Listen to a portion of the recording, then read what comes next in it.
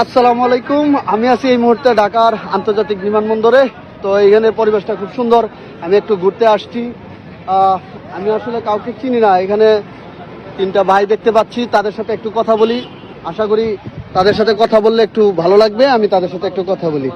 ভাই ভাই একটা কথা বলতাম ভাই। এগুলো নিয়ে আপনি কোনো চিন্তাই করবেন না। ভাই একটা কথা কইতাম ভাই। ভাই একটা ঝামেলা হয়েছে না, প্লিজ বিরক্ত করেন না, তো জানেন কি না ভাই ভাইয়ের সাথে কিছু হয়েছে নাকি ভাই? ভাই আমি একটু শুনি ভাই, ভাইয়ের সাথে কিছু হয়েছে নাকি ভাই?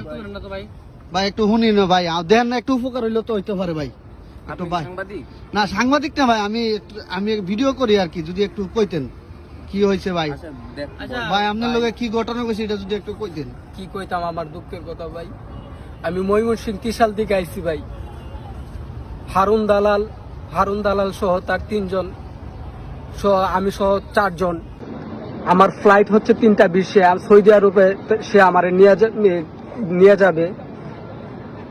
তো সে আমার এইখানে বসায় রাইখা চা খেতে গেছে প্রায় ঘন্টা 2 হয়ে গেছে ভাই।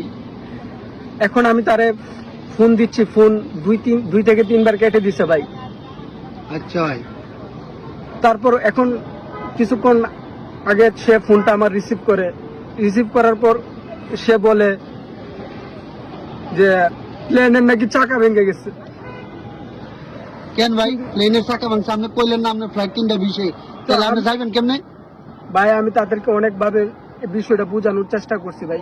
আপনি বললেন না আপনার ফ্লাইট দেওয়ার কথা? আমি ফ্লাইটের কথা বলছি, বলার পর তারা বলে আমার পিছনে নাকি 3টা রকেট আছে, এর মধ্যে যে কোনো একটা রকেট উড় করে আমি সৌদি আরব চলে যাই।